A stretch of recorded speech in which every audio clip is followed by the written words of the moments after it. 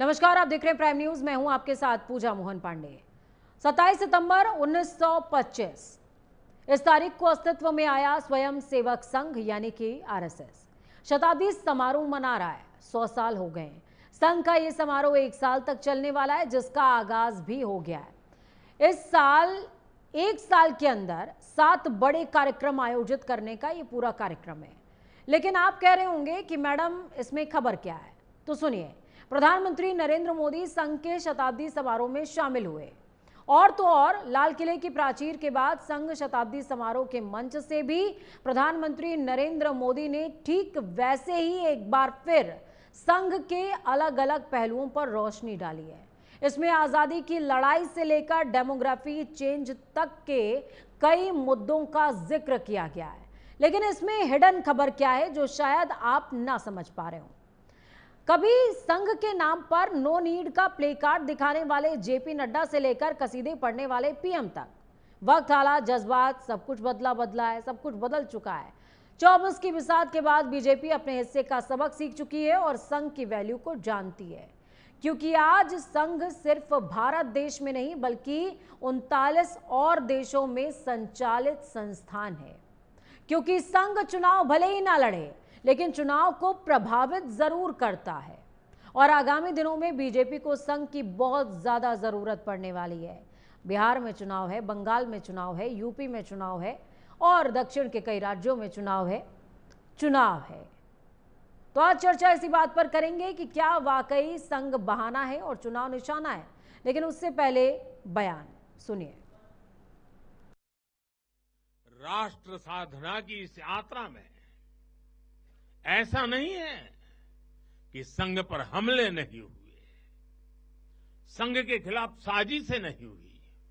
हमने देखा है कैसे आजादी के बाद भी संघ को कुचलने का प्रयास हुआ, मुख्य धारा में आने देने का और उसे न आने से रोकने का अनगिनत षड्यंत्र हुए। परम पूज्य गुरु जी को झूठे केस में फंसाया गया, उन्हें जेल तक भेज दिया गया। लेकिन जब पूज्य गुरु जी जेल से बाहर आए तो उन्होंने सहज रूप से कहा, और शायद इतिहास की तवारीख में ये भाव, ये शब्द एक बहुत बड़ी प्रेरणा है। तब परम पूज्य गुरु जी ने बहुत सहजता से कहा था, कभी कभी जीभ दांतों के नीचे आकर दब जाती है, कुचल भी जाती है, लेकिन हम दांत नहीं तोड़ देते, क्योंकि दांत भी हमारे हैं और जीभ भी हमारी है। आप कल्पना कर सकते हैं, जिन्हें जेल में इतनी यातनाएं दी गई, जिन पर भांति भांति के अत्याचार हुए, उसके बाद भी परम पूज्य गुरु जी के मन में कोई रोष नहीं था।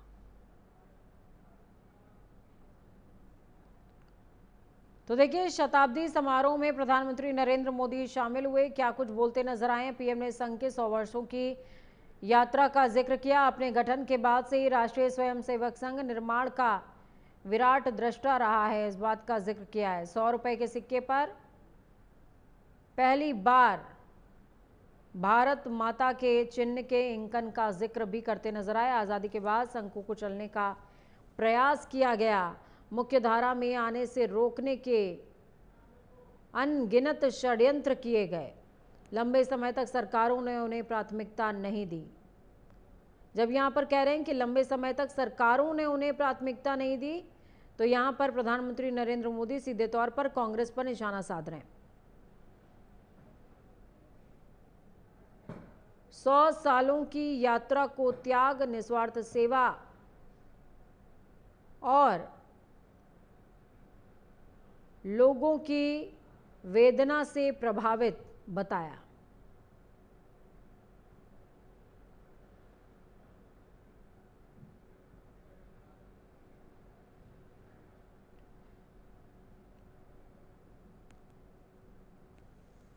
चलिए, इस चर्चा को बेहतरीन बनाने के लिए हमारे साथ मेहमानों का पैनल मौजूद है। अमरदीप त्रिपाठी हैं हमारे साथ, प्रवक्ता बीजेपी से। बहुत स्वागत है अमरदीप जी आपका। राज शर्मा प्रवक्ता कांग्रेस से हमारे साथ में जुड़े हुए हैं। राकेश मिश्रा हमारे साथ में जुड़े हुए हैं, संघ समर्थक हैं आप। बहुत स्वागत है आपका राकेश जी। अमित तिवारी राजनीतिक विश्लेषक हमारे साथ में जुड़े हुए हैं। बहुत स्वागत है अमित जी आपका भी। शुरुआत राज शर्मा जी आपके साथ करूंगी। राज शर्मा जी, क्या कहेंगे? बीजेपी और संघ साथ साथ आ रहे हैं, जिनको शायद पिछली बार अलग रहने पर आपको बेनिफिट हुआ था, पर वो इन चुनावों में साथ आएंगे और आगामी चुनावों में भी साथ नजर आने वाले हैं, क्योंकि प्रधानमंत्री शायद इस बात को समझ गए हैं और हर बार बार बार इस बात का जिक्र वो अपनी अलग अलग रैलियों के जरिए कर भी रहे हैं। क्या कहेंगे? मुश्किलें बढ़ने वाली हैं?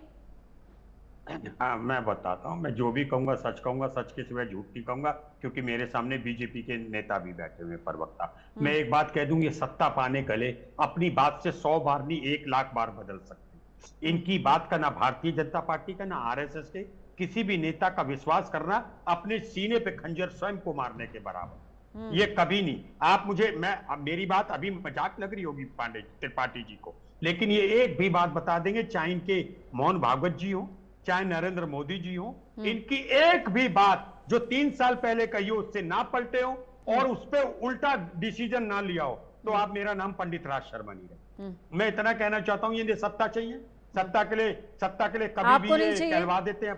सत्ता आपको नहीं चाहिए? पूरी बात, मगर हम सत्ता पाने के लिए झूठ कोई बोलेंगे? अरे चाहिए तो सबको, देसी घी तो सबको चाहिए, मगर देसी घी खाने के लिए गायों को कोई मार देंगे है कि उत्तर प्रदेश में गौ माता, गोवा में खाता। हमें सत्ता चाहिए, लेकिन हम झूठ की सीढ़ी पे चढ़कर सत्ता नहीं चाहिए। अगर झूठ की सीढ़ी पे सत्ता चाहिए होती तो बात ही कुछ और होती। अरे मनमोहन सिंह जी का एक ही तो गुनाह है कि वो झूठ नहीं बोलते थे। काश झूठ बोला होता, हम लोग भी मलाई खा रहे होते जैसे ये खा रहे हैं। देखिए चेहरे की लाली, देखिए ना भारतीय जनता पार्टी के चेहरे की लाली। उन्होंने झूठ ही तो नहीं बोला ना। लाइट आपके फेस पर ज्यादा आ रही है वैसे। ठीक है, थैंक यू। बोलिए।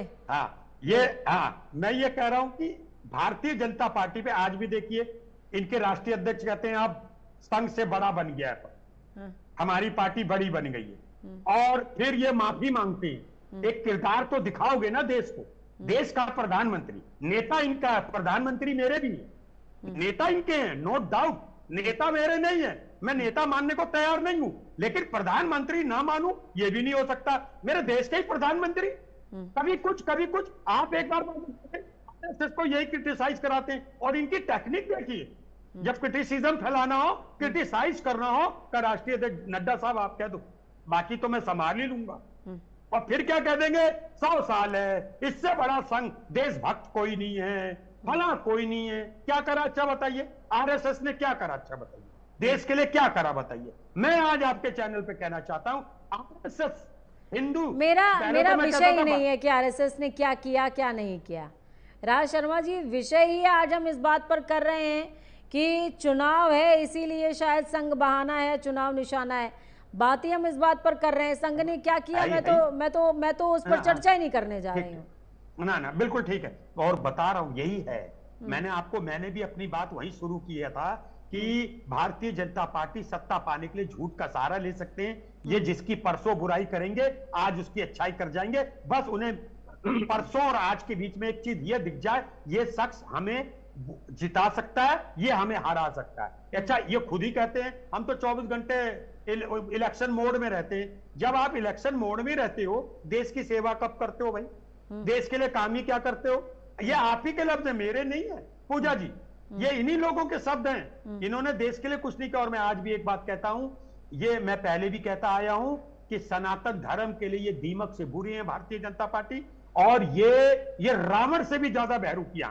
रावण तो साधु का बेस करके एक ही बार गलती करी, ये तो गलती पे गलती करते रहते हैं, और इनके किसी नेता पे ये रक्षक भक्षक है, रक्षक के रूप में भक्षक है, इनकी बात को नहीं कर सकते। ये अभी तो आप देखो क्या क्या कराएंगे। अभी तो आरएसएस के यहां जा रहे हैं ना, अभी देखिए दंगा फसाद भी कराएंगे ये। अभी देख लीजिए आप, बिहार में चुनाव हो रहा है, यूपी में तनाव हो रहा है, इनका काम है ये। लेकिन नहीं जीतते मुझे ये हैं वैसे। बताइए राज शर्मा जी, प्रधानमंत्री नरेंद्र मोदी कह रहे थे कि जिस दौरान पार्टीशन हुआ उस दौरान जनसंघ सबसे आगे खड़ा हुआ था और पहली पंक्ति में खड़ा होकर के उसने देश की सेवा की है। इत्तेफाक रखते हैं इस बात से? कतई नहीं, कतई नहीं। और मैं आपसे एक विनम्र निवेदन करूंगा हाथ जोड़ के, आप लोग भी ना रखिए। देखिए, सच को रहने दीजिए। अब मुझे लग रहा है आप जैसा मैं 47 में थी नहीं सर, तो मैं ज्यादा इस बारे में कुछ कह नहीं सकती। हाँ, लेकिन अब मुझे लग रहा सुनी है सुनाई तो बातें ये भी हैं। कहां थे, हाँ, ये भी कहां थे 47 में? इनके नेता भी तो कहते हैं कि 2014 के बाद पैदा हुए, क्योंकि इन्हें आजादी 2014 के बाद दिखी थी। ये लोग कहां हुए थे? ये तो अमरदीप जी सब जानते हैं, ये तो सब जानते हैं। झूठ मत अमरदीप जी, बोलना त्रिपाठी। अमरदीप जी, काउंटर है नवदुर्गे आपका। हैं, बस। देखिए पूजा जी, अब शर्मा जी सुनिए, आपके बीच में हम भी नहीं बोले, आप आराम से सुनिए पंडित शर्मा जी। देखिए शर्मा जी कह रहे हैं कि मैं झूठ के सिवा कुछ नहीं बोलूंगा, सच के सिवा क्या बोले हैं। आज इत्तेफाक देखिए, ऐसे देखिए, लग रहा था जैसे आज इत्तेफाक देखिए, पूरे के पूरे पैनल में ब्राह्मणवाद है। त्रिपाठी, मिश्रा, देख शर्मा, लीजिए। पांडे, तिवारी, बहुत गजब ब्राह्मणवाद ये है। तो बोलिए, देखिए बोलिए आप सर। ही ब्राह्मणवाद, देखिए आपके ऊपर पूजा जी ब्राह्मणवाद का जो है ठप्पा लग जाएगा, मोहर लगा दिया जाएगा। कांग्रेस के लोग बाहर निकल के कहेंगे देखिए प्राइम न्यूज ब्राह्मणवाद फैलाने का कार्य कर रहा है। बहरहाल देखिए, दूसरी बात, जो अभी शर्मा जी शपथ लेने का कार्य कर रहे थे टीवी चैनल पर, ऐसे ही राहुल गांधी कर रहे हैं। शर्मा जी, ये अच्छी बात है, झूठ आप कह रहे हैं नहीं बोलते हैं। अरे राहुल गांधी जी को भी समझाइए, कम से कम राष्ट्रवाद की भाषा तो समझे। आज जिस हम आरएसएस की बात कर रहे हैं, संघ की बात कर रहे हैं, संघ का मतलब ही था स्वतंत्र भारत, लोकतंत्र की जो है रक्षा करना, अखंड भारत का सपना देखना, पूरे देश को संगठित करना, देश प्रेम बढ़ाना, राष्ट्रवाद की भाषा, ये संघ का जो है मतलब था। संघ ने इस तरीके से लोगों को जोड़ने का कार्य किया। आप क्या कर रहे हैं? आप संघ को अनाप शनाप जो बातें कर रहे हैं, आप पहले बता दीजिए कांग्रेस ने क्या किया। आज राहुल गांधी आज के कांग्रेस की बात कर रहे हैं, आज के राहुल गांधी की बात कर रहे हैं। वो राहुल गांधी जो नेता प्रतिपक्ष है, आज के राहुल क्या होता है? के बाहर क्या सुन लीजिए। नहीं, आप बीच में नहीं बोलेंगे। नहीं, ने वही किया, राहुल गांधी जी पार्टी ने वही किया जो आप बेच रहे हो, जो आप देश के संसाधनों को बेच रहे हो। राहुल गांधी देशद्रोही है, राहुल गांधी देशद्रोही है। शर्मा जी सुनिए, ऐसा नहीं चलेगा। आप संघ के बारे में संघ का मतलब ही था अखंड भारत का सपना देखना। कांग्रेस ने क्या किया? कांग्रेस ने तो देश को तोड़ने का कार्य किया। आप कहते हैं आपको सत्ता नहीं चाहिए, सत्ता की मलाई खा के राहुल गांधी नहीं रह पा रहे। आज देश को दंगे की आग में झोलना चाहते हैं, आज युवाओं को लड़ाना चाहते हैं राहुल गांधी। आज जहर बोलने का कार्य कर रहे हैं राहुल गांधी। बात सुन लो शर्मा जी, ठीक है, आज देश के युवाओं को लड़ाने का कार्य कर रहे हैं। सर इस तरह जनता समझ नहीं पाएगी, जनता समझ नहीं पाएगी। मुझे ऑडियो डाउन कराना पड़ेगा, दोनों का ऑडियो डाउन कराना पड़ेगा। अमरदीप जी ऑडियो डाउन कराना पड़ेगा। समझदार व्यक्ति हैं सर, ऐसे नहीं करिए। आप ब्राह्मणवाद बता रहे हो। राज शर्मा जी, थोड़ा सा धैर्य, समझदार व्यक्ति हैं आप सर, ऐसा मत करिए, ऐसा नहीं करिए। देखिए पूजा जी, पहले शर्मा जी को बताइए शांत रहे। ठीक है, है, बीच में मैं नहीं बोल रहा था। राकेश मिश्रा जी के पास में जाऊंगा। एक बार ओपनिंग रिमार्क सभी का हो जाए, ओपनिंग रिमार्क सभी का हो जाए, उसके बाद डिबेट को आगे बढ़ाते हैं। राकेश मिश्रा जी, मैं आपके पास आऊंगी। जनसंघ का सपना है अखंड भारत का सपना। आप कहते हैं बीजेपी की विचारधारा और आपकी विचारधारा सेम है, इस वजह से आप बीजेपी को सपोर्ट करते हैं। और आप अगर और भी पार्टियों की विचारधारा उन जैसी हो जाए तो आप उनको भी सपोर्ट करने लग जाएंगे। कुछ और भी जो तमाम लोग मेरे साथ पहले भी डिबेट्स में जब मैं संघ की बात कर रही थी जुड़े और उन्होंने इस बात तरह का प्रस्ताव रखा। मुझे ये बताइए, केंद्र में 11 साल से ज़्यादा हो गया है, सरकार बीजेपी की है, आप अपनी पीठ थपथपा रहे हैं कि तीसरी बार सरकार बन गई एनडीए की, लेकिन अखंड भारत का सपना अभी तक परवान चढ़ता नजर नहीं आ पा रहा है सर। पीओके कहाँ है? पीओके में अव्यवस्था की स्थिति नजर आ रही है, वहाँ पर बहुत तकलीफदेह स्थितियाँ नजर आ रही हैं। अखंड भारत कहाँ है सर? अगर मैं इसी सपने की बात कर लूँ तो या फिर जिस सपने की बात प्रधानमंत्री नरेंद्र मोदी ने मंच से करी, डेमोग्राफी चेंज को लेकर के आपके पास एजेंडा है? क्या मकसद सिर्फ वही है? देखिए पूजा जी, कुछ चीजों के लिए मैं आपको पीछे इतिहास में ले जाना चाहता हूँ। अखंड भारत का सपना राष्ट्रीय स्वयंसेवक संघ ने आज से नहीं 27 जुलाई सन 1925 को नागपुर के एक कमरे में 17 लोगों ने मिलकर देखा था और वो सपने हमारे धीरे धीरे साकार हो गए। हमारी कदाचित राजनीतिक स्थितियां ऐसी रही कि हमारा खंड 1947 में हुआ, जब हम शैशव अवस्था में थे, शिशु अवस्था में थे। और एक छोटा सा मैं रिमार्क देखने के बाद मैं आपकी बात का जवाब देना चाहता हूं।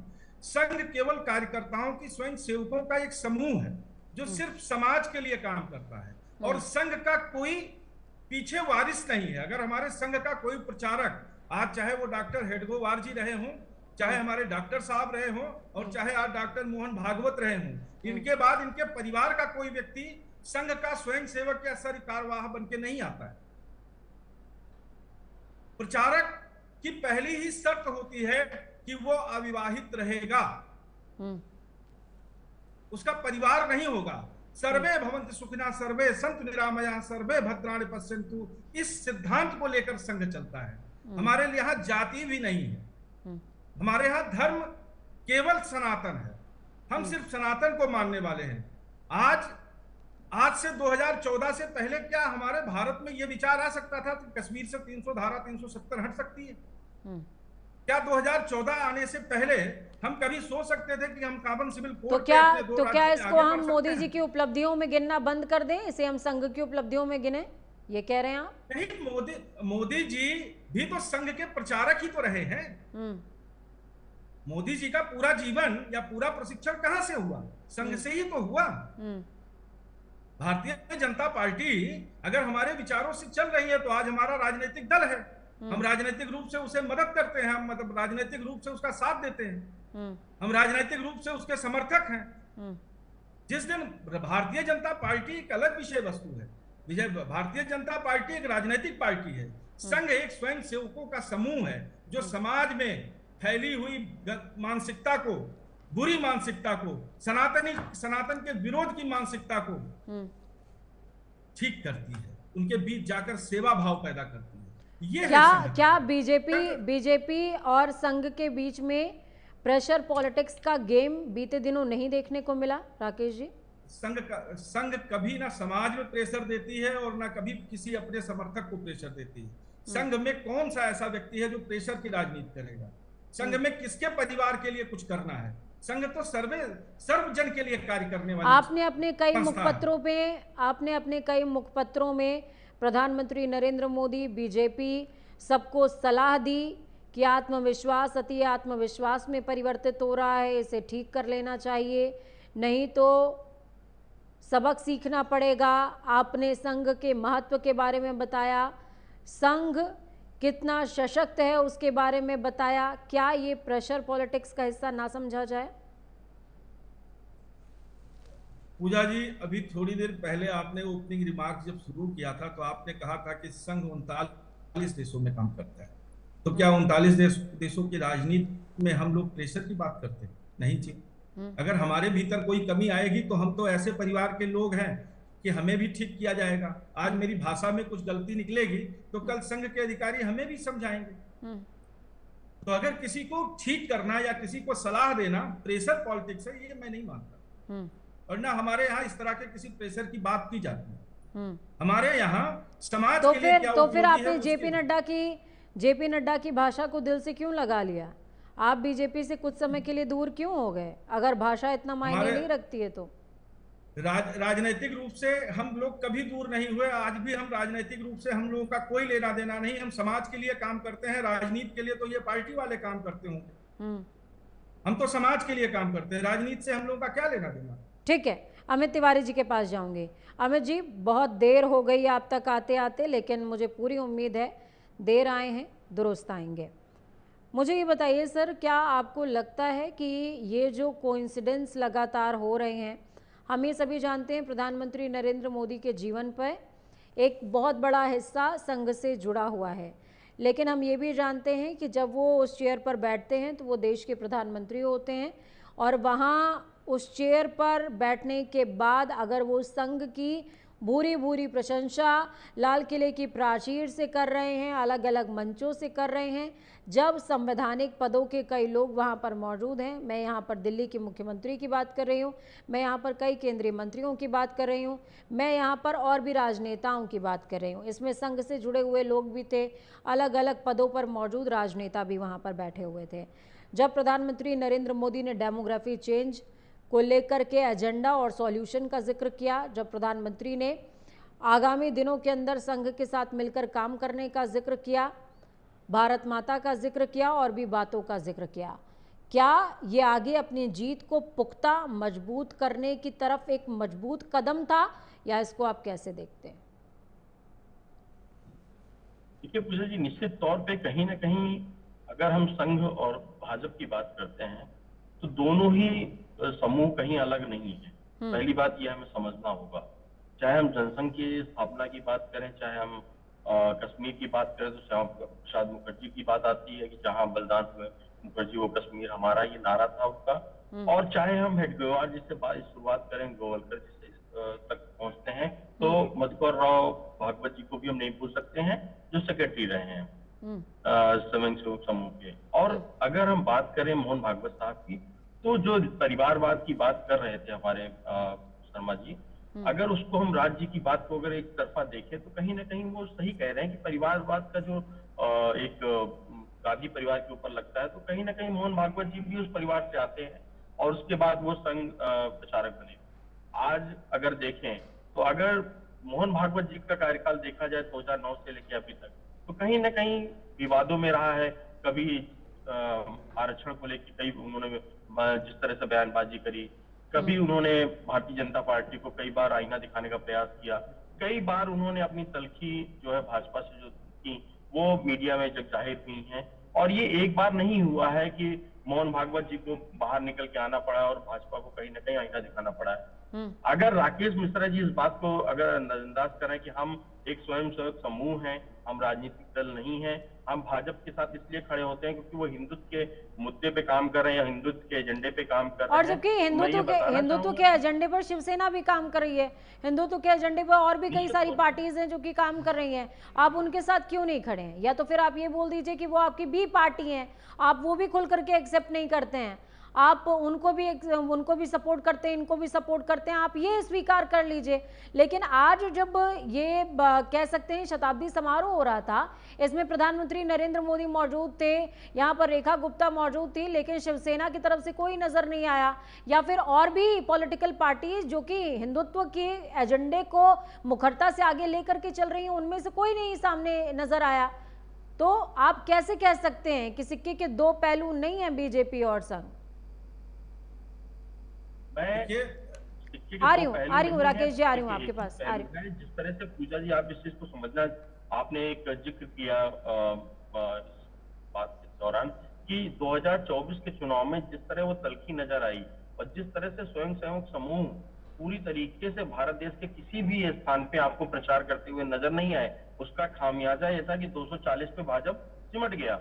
और कहीं ना कहीं वो चीज उनको उसके बाद समझ में आई, उसको कहीं टेंट को जो है पूरी तरीके से प्रक्योर करते हुए उन्होंने, अगर आपने देखा होगा हरियाणा का चुनाव जो हर तरीके से वो लोग हार रहे थे, नायब सिंह सैनी के द्वारा जिस तरह से स्वयंसेवक समूह को कहीं ना कहीं आगे किया गया और कहीं ना कहीं हर गांव पौड़ी जिले में हर तरीके से उन्होंने काम किया। और हरियाणा का चुनाव सबको पता है कि अगर संघ नहीं होता तो वहां पे कहीं पे भी दूर दूर तक भारतीय जनता पार्टी की जीत नजर नहीं आ रही थी। उसको किस तरह से अगेन इसके बाद मुंबई, हरियाणा के बाद मुंबई जी, ये बहुत बड़े एग्जाम्पल है जी। उसके बाद जब उपचुनाव की हम बात करते हैं, चाहे उत्तर प्रदेश के उपचुनाव की बात करें, चाहे हम अन्य प्रदेशों में जो उपचुनाव हुए हैं, कहीं ना कहीं आपने देखा होगा जिस तरह से स्वयं समूह बाहर आए हैं, आरएसएस के लोग बाहर आए हैं और वो एक एकजुटता दिखाई है। और हर जगह लोगों को उम्मीद थी कहीं ना कहीं आरएसएस फिर से दोबारा से बीजेपी के जो मंचन है कहीं ना कहीं साथ साझा करेंगे, और वो दिखता हुआ नजर आया और वो ताकत सबको समझ में आ रही है। तो जो कार्यकाल की हम बात कर रहे थे मोहन भागवत जी की, जिस तरह से विरोधाभास रहा है, एक तो पावर सेंटर्स को कहीं ना कहीं महसूस किया गया जनता के द्वारा कि अगर एक पावर सेंटर्स अगर उभरता हुआ नजर आता है तो कहीं ना कहीं भाजपा के द्वारा जेपी नड्डा साहब के द्वारा जिस तरह से उन्होंने बताया कि अब हमें आरएसएस की जरूरत नहीं है, वो एक बयान इतना बड़ा हो गया कि आपको 2024 के लोकसभा चुनाव में पूरी तरीके से दिखाई दिया। दूसरा इसमें एक चीज मैं ऐड करना चाहूंगा कि अभी जिस तरह से चाहे हम यूपी में जो टेंशन की आप बात कर रही हैं, जो सर तन से जुदा के जो नारे लग रहे हैं, 2014 के बाद जिस तरह से तल्खियां एक दो समुदायों के बीच में हुई हैं, वो आपको इसके 2014 के पहले कभी भी देखने को नहीं मिला। लगातार मोहन भागवत जी कहते हैं, अलग अलग मंचों में कहते हैं कि जो हिंदुस्तान में पैदा हुआ है वो हिंदू है। उसके बाद वो मुस्लिम मंचों में भी देखे जाते हैं, कई सारे मुस्लिम नेताओं के साथ उनकी मीटिंग्स होती है, लगातार वो सद्भाव की राजनीति भी करने के लिए। आरएसएस का ही एक मुस्लिम राष्ट्रीय मंच है, उसमें वो कई सारे मुस्लिम जुड़े हुए हैं, बड़े नेता लोग जुड़े हुए हैं, लेकिन क्या वो सामंजस्य स्थापित हो रहा है? ठीक है, वापस आ रही हूँ अमित तिवारी जी, वापस आ रही हूँ। राकेश मिश्रा जी, मैं आपके पास आऊंगी। आप काउंटर कर रहे थे अमित तिवारी जी, जिस दौरान आपको एक सिक्के का दो पहलू कह रहे थे, ये मैंने भी कहा, उन्होंने भी कहा, बोलिए। मैं सिर्फ इतना कह रहा था कि कांग्रेस, जैसे तिवारी जी ने कहा कि हम शिवसेना या और जो हिंदू विचारधारा के दल हैं, तो है ना, शिवसेना का जो असली रूप था वो आज हमारे साथ है और हमारे कार्यक्रमों में आ रहा है। संघ के कार्यक्रमों में भी शिंदे जी आते हैं। अब जिसने अपनी विचारधारा ही बदल दी हो या अपने विचार छोड़ के कहीं अलग चला गया हो, उस विषय में हम क्या कह सकते हैं? और ऐसा नहीं है, आपको भी मैं आमंत्रित करता हूं। अलग चला गया हो मतलब बीजेपी से अलग? ये बीजेपी से अलग नहीं, विचारधारा से। जो बीजेपी के साथ रहेगा, विचारधारा जो बीजेपी के साथ रहेगा वो संघ के संरक्षण में रहेगा, ऐसा नहीं? संघ के संरक्षण में नहीं, आप वो कभी बीजेपी के संरक्षण में नहीं रहे। जब शिवसेना बाला साहब ठाकरे जी थे तब भी हमारे साथ थे, उनकी विचारधारा हिंदुत्व विचारधारा थी, वो हमारे आंदोलनों में बढ़ चढ़कर हिस्सा लेते थे। अमित तिवारी जी बोल रहे हैं, आज ऐसी चीज बोलिए। ऐसी चीजें नहीं दिख रही हैं। राकेश जी, हाल फिलहाल में आपने देखा होगा बैंगलोर विधान भवन में जिस तरह से विधानसभा चल रहा था, और जिस तरह डीके शिव कुमार ने जो है, डीके शिव कुमार साहब ने जो है नमस्ते सदा वत्सले मातृभूमि, जब वो प्रार्थना गा रहे थे, तो उसके बाद क्या वो आप भाजपा में उनको शामिल करेंगे? नहीं, हम भाजपा में क्यों शामिल करेंगे? भाजपा अपना एक राजनीतिक इंस्टीट्यूट है, वो अपना कार्य करती है, जैसे कांग्रेस अपना काम करती है। ये अपनी विचारधारा को लेके चलते हैं, इनकी अपनी आइडियोलॉजी है, वो अपनी आइडियोलॉजी है। ऐसे ही हम लोग अपनी हिंदू संस्कृति, सनातनी संस्कृति के लिए काम करते हैं। ठीक है राकेश मिश्रा जी, एक मेरा सवाल है आपसे सर, क्या बिहार के अंदर जिस तरीके का लगातार पोल सामने आ रहा है, एग्जिट पोल, उसमें गठबंधन, महागठबंधन का मैं जिक्र करूं, महागठबंधन विनिंग पोजीशन में नजर आ रहा है। 2020 में भी ठीक ऐसी सिचुएशन बनी थी, तब संघ ने मोर्चा संभाला और 2020 में कहानी पलट गई।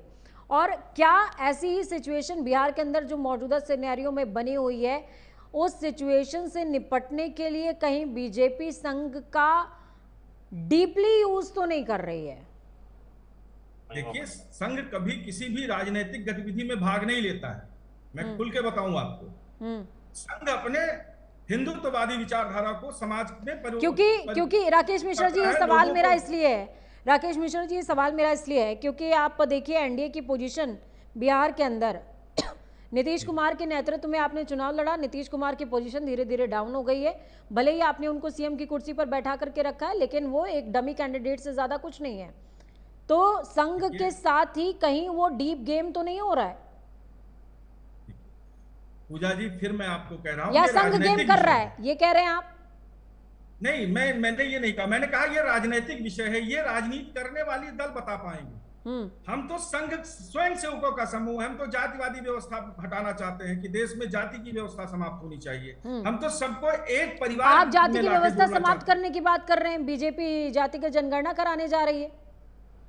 नहीं, जातिगत जनगणना करवाना उनका विषय है, वो जातिगत जनगणना, हम जातिगत व्यवस्था यानी कि सब एक ही। अमरदीप जी काउंटर रहेगा आपका, बोलिए अमरदीप जी, बोलिए। कह रहे कहा आपने संघ के अगेंस्ट में मेरा काउंटर लगा दिया मैडम, अब मैं बोलूंगा क्या? ये तो नहीं है। देखिए पूजा जी, संघ के अगेंस्ट में भारतीय जनता पार्टी का कोई बात ही नहीं करना है, क्योंकि संघ की जो ये अंदर तय हुआ है क्या? वो राष्ट्रवादी विचारधारा है, सेवा की विचारधारा है। जैसे जब मैं बिहार का डिस्कशन करती करती हूँ अमरदीप जी, जब मैं बिहार का डिस्कशन कर रही होती हूँ तो बीजेपी से जो प्रवक्ता बैठे होते हैं उनके जबान पर नीतीश कुमार से के अलावा और कोई नाम नहीं रहता। अंदर खाने कुछ तय हुआ होगा, इसीलिए आप बोल रहे हैं अभी कि संघ के बारे में तो क्या बोलना है, मतलब अंदर खाने कुछ तो तय हुआ है, ये कह रहे हैं। देखिए पूजा जी, जो है संघ जो है भारतीय जनता पार्टी एक दूसरे के पूरक रहे हैं, जो उनकी विचारधारा राष्ट्रवादी विचारधारा को लेकर चलने का कार्य करते हैं, सेवा भाव से कार्य करते हैं, वही जो संघ से आए हुए भारतीय जनता पार्टी में, हम लोग संघ से ही आए हुए हैं। अगर भारतीय जनता पार्टी में विचारधारा और सेवा के भाव से कार्य करते हैं, आप लोगों ने देखा था एक पार्टी ऐसी थी कांग्रेस, जो देश को लुटने की विचारधारा से काम कर रही थी, देश को बांटने की विचारधारा से कार्य कर रही थी। तो संघ और भारतीय जनता पार्टी निश्चित रूप से एक दूसरे के पूरक हैं और दोनों की विचारधारा एक ही है। इसलिए संघ हमेशा भारतीय जनता पार्टी की निश्चित रूप से समर्थन करती आई है और हमेशा करती रहेगी, कि दोनों का, अगर पूजा जी का टारगेट ये है, पूजा जी की सोच ये है, पूजा जी की विचारधारा है कि राष्ट्र सशक्त हो, और हमारी विचारधारा भी यही है कि राष्ट्र सशक्त हो, तो निश्चित रूप से तो दोनों लोग एक मंच पर बैठ सकते हैं। कांग्रेस से देश की जनता क्यों भाग रही है? वो कांग्रेस के लोग आज मंथन नहीं करते हैं, लेकिन निश्चित रूप से उनको चिंतन और मंथन करना चाहिए। कांग्रेस आपदा को अवसर में तब्दील नहीं कर पाते हैं, लोगों को पूजा जी ने गुमराह किया, लेकिन आज जो देश का युवा, देश की जनता जब समझदार हो गई, इस बात को समझने लगी कि सत्ता की मलाई खाने के लिए कांग्रेस ने लोगों का उपयोग किया और देश को बांटने का कार्य किया, सांप्रदायिक दंगे फैलाने का कार्य किया, तो आज जनता ने 2014 में आप लोगों ने देखा कांग्रेस को उखाड़ कर फेंक दिया और लगातार तीसरी बार एनडीए की, भारतीय जनता पार्टी की प्रचंड बहुमत से जीत हो रही है, जिसमें निश्चित रूप से संघ का बहुत बड़ा योगदान है। आई लव मोहम्मद का मामला अभी चल रहा है, मस्जिदों का मामला चल रहा है, मज़ारों का मामला चल रहा है, महाराष्ट्र में चल रहा है, यूपी में चल रहा है, मध्य प्रदेश में चल रहा है, राजस्थान के कई क्षेत्रों में चल रहा है। कहाँ ये चारों जगह बता दीजिए मुझे किसकी सरकार है? आप कह रहे हैं सांप्रदायिक दंगे, किसकी सरकार है सर? अगर मैं गलत नहीं हूँ आप खुद बता दीजिए सर, किसकी सरकार है? मेरी हो सकता है कि जनरल नॉलेज थोड़ी सी खराब हो सर, कि मैं इतनी कॉमन सेंस की बात ना समझ पा रही हूँ। मैं बहुत जिम्मेदारी के साथ कह रहा हूं कि आज भी कांग्रेस जब से सत्ता मैं से बहुत बाहर जिम्मेदारी से सुन भी रही हूं, इनको हजम नहीं हो रहा है, क्योंकि सत्ता की मलाई खाए बिना ये रह नहीं सकते हैं। आज देश के अंदर जिस प्रकार से सांप्रदायिक दंगा फैलाने का कार्य कांग्रेस कर रही है, कांग्रेस का बहुत बड़ा षड्यंत्र चल रहा है। राहुल गांधी विदेश में जाते हैं, देश विरोधी ताकतों से मिलते हैं, देश को तोड़ने का, सांप्रदायिक राहुल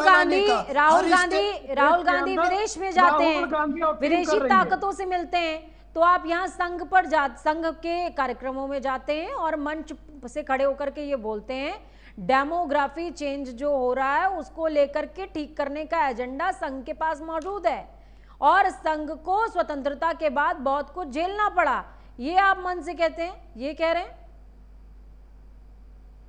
देखिए पूजा जी, निश्चित रूप से कांग्रेस ने जिस प्रकार से प्रताड़ना, राज शर्मा जी अब आपका काउंटर रहेगा, अब आपका काउंटर रहेगा, बोलिएगा। देश की सेवा करने के भाव से आए थे, जो राष्ट्र को सशक्त करने की भाव से आए थे, प्रताड़ित करने का कार्य कांग्रेस ने किया, क्योंकि कांग्रेस नहीं चाहती थी कि देश की सेवा भाव जो है इस देश के लोगों में पैदा हो। बोलो यार, तुम लोग यार भूल जाते हो कि सत्ता के प्रवक्ता हो यार। बोले पहली बात तो मैं त्रिपाठी जी ये कह रहा हूं, आप शीशे को दूसरी तरफ से देखते हो, अपना मुंह नहीं देखते। दूसरी बात, आपने कहा कि 2014 में जनता ने सबक दिखाया, आपके शाइनिंग इंडिया को ब्लर हमने किया था, बोलिए किया था नहीं किया था? तीसरी बात, हम इंडिया को ब्लर करके आपको अच्छा लग रहा है? शर्मा जी इस बात को स्वीकार क्यों नहीं करते हैं कि लगातार तीसरी बार आप लोगों को इस देश की जनता नकार रही है? वोट को लूट के बन रहे हो आप नम्रता से स्वीकार करेंगे शर्मा जी, तो अगर चिंतन और मंथन करेंगे तो निश्चित से शायद मुझे एक आगे वाला राजनीतिक भविष्य अच्छा हो। मैं राकेश भाई का भी जवाब देना चाहूंगा कि राकेश भाई ने कहा आरएसएस वाले शादी नहीं करते। हमारे हिंदू धर्म के तो सबसे बड़े दुश्मन आप लोग हो। हिंदुओं की जनसंख्या घटाने में तो सबसे ज्यादा आपका रोल है। आप कैसी बातें करते हो भाई? शर्मा जी देखिए, नहीं शर्मा जी देखिए, शर्मा जी आप किसी धर्म और किसी हिंदुत्व के खिलाफ बात नहीं कर सकते हैं। कांग्रेस के प्रवक्ता पंडित राज शर्मा लिखेंगे और हिंदुत्व के खिलाफ बात करेंगे। मैं लिखूंगा, मैं पंडित, मैं नहीं किया जा सकता है। कांग्रेस के प्रवक्ता हिंदुत्व के खिलाफ प्रधानमंत्री ये विचारधारा है, ये अपना कांग्रेस की विचारधारा है, वहाँ पर एक संकल्प लिया जाता है। शर्मा जी एक संकल्प लिया जाता है, संकल्प के तहत लोग विवाह नहीं करते हैं। आप किसी के निजी नहीं कर सकते। मर जाओ, मेरा देश का प्रधानमंत्री इस देश के सबसे बड़ा विरोधी राहुल गांधी है। कांग्रेस इस देश के सबसे बड़ा विरोधी राहुल नहीं, ये राज शर्मा जी, ये तो झल्लाहट हो गई ना। तर्क से बात कीजिए, तर्क दीजिए। राज शर्मा जी, मैं भी तो बात कर रही हूँ। देखिए मेरी आवाज आप लोगों से तेज है। राज शर्मा जी, ये पंडित में आप लोगों ने हमेशा सर देखिए राज शर्मा जी पांडित्य पे किसी और दिन बात करेंगे, और मैं आपसे दावा कर रही हूँ कि मैं आप चारों को हरा दूंगी, ठीक है? क्योंकि मैं उस देश की बेटी हूँ जहां पर गार्गी या पाला पैदा हुई। पंडित को हराएगा, ठीक है, वो भी गम होगी। अरे ठीक है, अभी मुद्दा कुछ और है, मुझे ऑडियो डाउन कराना पड़ेगा। मुद्दा कुछ और है, जवाब देने दो, बता रहा हूँ। बोलिए त्रिपाठी जी, आप जानते हो मेरे नेचर को। फिर मैं एक बात कहना चाहता हूँ, क्यों देश को बर्बाद कर रहे हो? क्यों हिंदू धर्म, सनातन धर्म के दीमक बने खा रहे हो? है आप और आरएसएस दोनों शादी करो ना। आप तो आप लोग गाली देते हैं। करो ना आप, मैं 10 बच्चे पैदा कम से कम नैतिक इस तरीके से बातें कर रहे हैं। राहुल गांधी के संगठन में राहुल गांधी के आपकी सहयोगी पार्टियां सनातन को की कहते थे। इसने कहा, अभी जवाब देता हूँ उसका। वहां पे इधर सुन लीजिए, साउथ की बात मत करिए। साउथ में आप भी जानते हो, वो नहीं, सब लोग अपने को क्या मानते हैं आप भी जानते हो। आप जहां पे सनातन ज्यादा है, आप पहले मेरी बात सुनिए। आप पहले यूपी, बिहार, राजस्थान, इनकी बात करिए। आप बताइए कौन आदमी कहता है सनातन को? ठीक है, ऑडियो डाउन करेंगे, तीनों का ऑडियो डाउन करेंगे। अमित तिवारी जी, मैं आपके पास आऊंगी। कांग्रेस से राज शर्मा जी कह रहे हैं सनातन के नाम पर कलंक और ये तमाम बातें, शादी करो, बच्चे पैदा करो, और भी पता नहीं क्या क्या बातें। लेकिन इत्तेफाक देखिए कि उनके शीर्ष नेता अविवाहित हैं और ये बात वो कर रहे हैं। अमित जी, मैं आपसे समझना चाहूंगी कि किस तरीके से आप इन तमाम स्थितियों को देखते हैं, बताइए। देखिए, निश्चित तौर पे हर व्यक्ति का और समूह का अपना अपना एक संविधान होता है। उसके तथ्यों और उसके संविधान के अकॉर्डिंग वो अपना पालन करते हैं। हम यहाँ पे किसी के परिवार की बात नहीं कर रहे हैं, लेकिन जिस तरह से बीजेपी की तरफ से बड़े बड़े नेताओं के बयान आते हैं कि आप 4 बच्चे पैदा करिए, आप 10 बच्चे पैदा करिए, उसके बाद फिर जो है ये इस तरह की बयानबाजी आती है कि अगर आप परिवार शुदा हैं, परिवार के ऊपर आरोप लगते हैं। पारिवारिक आज की अगर सनातन की हम बात करते हैं तो मनुस्मृति को अगर मान रहे हैं, सनातन को मान रहे हैं, तो बिना परिवार के अगर आप इस चीज को देखें तो हर व्यक्ति अधूरा है। अगर आज परिवार की हम बात करें, जिस तरह से अगर हम मिडिल क्लास फैमिली की बात करें, जिस तरह से मोदी जी कह रहे हैं कि बहुत बड़ी हमने जीएसटी में राहत दी है, 1 लाख करोड़ या 48 लाख करोड़ की राहत की बात करते हैं, लेकिन निश्चित तौर पे जिस तरह आप भी आज अगर ग्राउंड लेवल पे देखें तो कुछ चीजों को छोड़ के, चाहे हम गाड़ियों की बात करें उसको छोड़ दें, या जो मौजूदा अमूलचूल जो परिवर्तन हुए हैं बड़ी बड़ी चीजों में देखेंगे। सीमेंट की हम बात करें तो सीमेंट सेक्टर में जिस तरह से जीएसटी घटी तो उसमें 70 से 80 रुपए घटने चाहिए थे, 20 रुपए घट के वो 280 रुपए की थी, 250 रुपए की हो गई। अगर हम बात करें गाड़ियों में तो कुछ लग्जरी गाड़ियां 40% तक पहुंच गई। तो परिवार की अगर हम बात कर रहे हैं तो डेली जो राशन है, राशन में जिस तरह से कैंपेन चलाया गया कि ये बहुत बड़ा राहत दी हमने, संघ से डिरेल हो रहे हैं सर, हम संघ से डिरेल हो रहे हैं। नहीं, हम संघ की बात, मैं संघ की बात कर रहा हूँ। मोहन भागवत जी की जो बात हो रही है, जो बीजेपी की बात हो रही है, मैं उसी पे आ रहा हूँ। जो इतना बड़ा प्रोपोगंडा एक बीजेपी रच रही है कि हमने जीएसटी से राहत दे दी, कहीं भी वो दूर दूर तक दिखाई नहीं दे रही है। जो परिवार की बात हो रही है, अगर परिवार हमारे साथ है, अगर परिवार हमारे पास है, तो हम उस चीज को एक गृहिणी की जिम्मेदारी को समझ सकते हैं। अगर हम मनुस्मृति को मान रहे हैं, हम सनातन को मान रहे हैं, तो परिवार होना चाहिए ना। सिर्फ एक पार्टी की विचारधारा कि वही राकेश व्यक्ति मिश्रा वहाँ जी, उस कुर्सी पर लेकिन बैठ लेकिन सकता है मैं यहाँ कि जो पर व्यक्ति मैं यहाँ पर राज शर्मा जी विवाहित को है। राज शर्मा जी को भी कैसी करेक्ट कर दूं, विचारधारा है? राज शर्मा जी को भी करेक्ट कर दूं और थोड़ा सा शायद आपको भी मैं रोशनी दे पाऊं। राकेश मिश्रा जी जिस दौरान बोल रहे थे वो कह रहे थे कि संघ का जो प्रचारक होता है वो अविवाहित रहता है, संघ का प्रचारक, संघ समर्थक नहीं। यहाँ पर थोड़ा सा आप लोगों ने शायद समझने में भूल कर दी है। प्रचारक का जिक्र उन्होंने किया कि प्रचारक अविवाहित रहते हैं ताकि वंश लोभ और मोह ना पैदा हो, वंश लोभ और मोह ना पैदा हो। इसी भाव के साथ में वो कर्तव्यनिष्ठ होकर देश के लिए काम कर पाए, इसलिए वो अविवाहित रहता है। ये उनके कहने का मतलब था और इसको आप मिसलीड ना करें। ठीक है, राज शर्मा जी बोलिए। मोहन भागवत जी शादीशुदा हैं? एक बार राज शर्मा जी का ले लेते हैं। राज शर्मा जी बोलिए बोलिए। अच्छा, मोहन भागवत जी क्या शादीशुदा हैं? मैं कंफ्यूज हो गया हूं। शादीशुदा नहीं है तो उन्हें बच्चे कौन पैदा करो, ज्यादा करो कहने का अधिकार नहीं, बस नहीं कहने का अधिकार। तो बिल्कुल नहीं है। वो यहाँ तो पे आप उनकी तरफ से नहीं सर, देखिए सर, इस पर चर्चा मत करिए। राज शर्मा जी, इस पर चर्चा का विषय नहीं है। वो तो प्रेमानंद जी भी नहीं है, वो तो कोई और साधु सन्यासी भी नहीं है, लेकिन वो मार्गदर्शन करते हैं ना समाज का। इस पर मत बोलिए, ये विषय नहीं है। विषय है ये कि बीजेपी जो संघ की तरफ ज्यादा डाइल्यूट हो रही है, क्या कांग्रेस को डर लग रहा है आगामी स्थितियों को लेकर के? मुझे ये बताइए।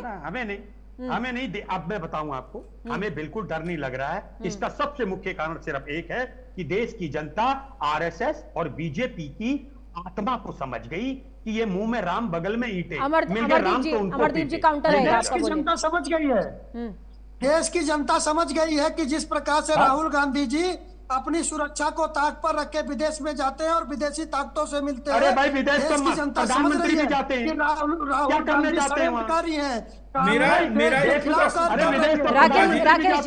राकेश जी को लाएगा फ्रेम। राकेश जी बहुत देर से बोल रहे हैं, ऑडियो डाउन कीजिएगा दोनों फ्रेम के। राकेश मिश्रा जी बोलिए।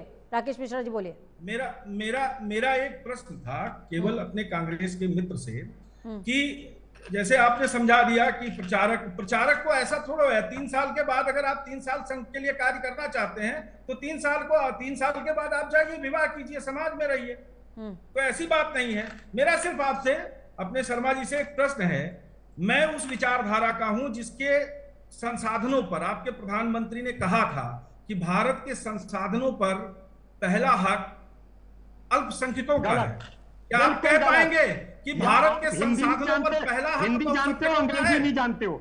You doesn't know English language, इसलिए आप कह रहे हो मैं गुलामी कर जाऊंगा आपकी, मैं गुलामी कर जाऊंगा अगर मनमोहन सिंह जी का, अगर जो आप कहना चाह रहे वो होगा या आप मेरी गुलामी कर जाना।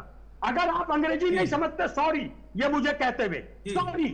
अगर यहाँ पे कोई एक बारी बात सुन लीजिए, आप अगली बार पूजा भी टाइम फिक्स कर दो। चलिए आप भी कह दीजिए, मानिए आपके प्रधानमंत्री जी ने गलत मत बोलिए। आप ये कह दीजिए आज इसी मंच कि भारत के संसाधनों में सबसे पहला उन्होंने हिंदुओं का है, कह दीजिए आप। एक मिनट उन्होंने विशेष सारे लोगों के लिए कहा था, एक शब्द था, और जो राजनीतिक दल या जो राजनीतिक शक्तियां हमारे लिए ये मदद करेंगे, पुलिंदा क्यों बन जाते हो इतना? क्या नहीं जानते हो? आपका नेता नहीं अंग्रेजी जानता, आप क्या जानोगे यार? अनपढ़ों की सरकार है, क्या जानेंगे? हमारे लिए भारतीय संस्कृत और संस्कृत बहुत अच्छी भाषा है, हमारे लिए हिंदी बहुत अच्छी भाषा है। हम संस्कृत को केवल का हिसाब दो राकेश भाई, 11 साल में क्या किया आपने? कितने हिंदुओं की तरक्की हुई? चलिए आप बोल दीजिए ना शर्मा जी, आप तो सरकारी पंडित हैं और ब्राह्मण भी हैं, आप बोल दीजिए कि आपके शर्म आती है, मुझे तो शर्म आती है। आप लोग हम लोगों को खत्म करना की राजनीतिक व्यवस्था तो ये कहेगी कि भारत के संसाधनों का सबसे पहला हक हिंदू का है, मत लिखो। तो हम उसके अगर ये कहना है ना, मत लिखो, मत लिखो। बोलिए ना शर्मा जी यार, बेकार की बातें करते रहते हो, बोलते हो, बोलिए ना, कलंक बन रहे हो, मत बोलो कलंक। मैं फिर कह रहा हूँ, भाई से मारेंगे। कलंक नहीं बनना है, आपने कलंक पैदा कर दिया देश में, आपने देश में कलंक पैदा किया है। ठीक है, आज ठीक अगर है। हम अमरदीप जी बोले, अमरदीप जी बोले, मत बोलना, बता रहा हूँ, बोले अमरदीप जी बोले। अभी शर्मा जी बार बार कह रहे हैं आपके नेता को अंग्रेजी नहीं आता है, मिश्रा जी को कह रहे हैं अंग्रेजी नहीं आता है। मैं पूछना चाहता हूँ, राहुल गांधी जो प्रेस कॉन्फ्रेंस करके अंग्रेजी में बताते हैं, आदिवासियों को संबोधित करते हैं, उन आदिवासियों को क्या अंग्रेजी आती है? और भारत की इसका जवाब राष्ट्रभाषा देता हिंदी हूं। है। अगर राहुल गांधी और कांग्रेस के प्रवक्ताओं को हिंदी पर शर्म देखिए, आती आप लोग है डाइवर्ट तो कर मुझे रहे हैं, लगता है आप लोग डाइवर्ट कर रहे हैं, आप लोग डाइवर्ट कर रहे हैं, आप लोग डाइवर्ट कर रहे हैं। अमित तिवारी जी, मैं आपके पास आऊंगी, प्लीज डिबेट को कंक्लूड कीजिएगा। 20 सेकेंड्स हैं कि आपको क्या लगता है आगामी चुनावों के मद्देनजर, क्योंकि बंगाल के अंदर जो मेरी रिसर्च वर्क कहती है, संघ बहुत दिनों से बहुत ज़्यादा डीपली काम करने की कोशिश कर रही है और शायद वही यही वजह है कि बीजेपी के नंबर्स वहाँ पर इंक्रीज हो रहे हैं, दिन ब दिन इंक्रीज हो रहे हैं। मौजूदा स्थितियों को देखते हुए क्या बीजेपी इस बात को वाकई समझ चुकी है कि संघ के बिना सफलता की कल्पना भी बहुत दूर की बात है? तौर पे बीजेपी की कल्पना अगर हम करते हैं किसी भी प्रदेश में, अगर चुनाव होते हैं बिना संघ की कल्पना, अगर बिना संघ की अगर हम बात करेंगे तो ये कहीं ना कहीं एक झूठ होगा, एक बहुत बड़ा झूठ होगा सरकार में आती है। और सबसे बड़ी देखेंगे इस बात को तो पूरी तरीके से आपने देखा होगा किसी भी छोटे से छोटे अगर हम चुनावों में बात करें, चाहे हम ये बात करते हैं कि अगर राज्य में जो है नगर पालिका के भी चुनाव हो रहे हैं तो वहां पे भी अगर बीजेपी अपने कैंडिडेट खड़े करती है तो कहीं ना कहीं आरएसएस के कार्यकर्ताओं की ठीक है सर, ठीक है, मेहनत होती है। राकेश मिश्रा जी 20 सेकंड्स कंक्लूड कीजिए। इसको हम नजरअंदाज नहीं कर सकते। ठीक है सर, 20 सेकंड्स कंक्लूड। मैं राष्ट्रीय स्वयं संघ केवल हिंदुत्व के लिए काम करती है, समाज में समभाव पैदा हो इसके लिए काम करती है। राष्ट्रीय स्वयं संघ किसी राजनीतिक दल के लिए काम नहीं करती, समाज के लिए काम करती। ठीक है, राज शर्मा जी 20 सेकंड्स बोलिए। तो आरएसएस ने आपके बीजेपी के बड़े नेताओं को नहीं समझाया कि अपने बच्चों को कैसे रखना था, क्यों मुस्लिमों में शादी कर ली? ये तो हमारे लिए शर्म की बात नहीं सिखाया था आरएसएस। ठीक है, ठीक है, ठीक है, आत्मा मर गई थी क्या? ठीक है राज शर्मा जी। अमरदीप जी 20 सेकंड्स कंक्लूड कीजिए प्लीज। देखिए पूजा जी, संघ और भारतीय जनता पार्टी एक दूसरे के पूरक हैं। हमेशा निरंतर भारतीय जनता पार्टी को मजबूत करने के लिए, जो कि दोनों की विचारधारा राष्ट्रवादी विचारधारा है, संघ हमेशा कार्य करती रही है और आगे भी करती रहेगी। चलिए, मैं समझ गई, संघ हमेशा काम करती रही है और आगे भी काम करती रहेगी। बहुत शुक्रिया आप सभी का इस चर्चा को खास बनाने के लिए, अपने विचारों से सजाने के लिए।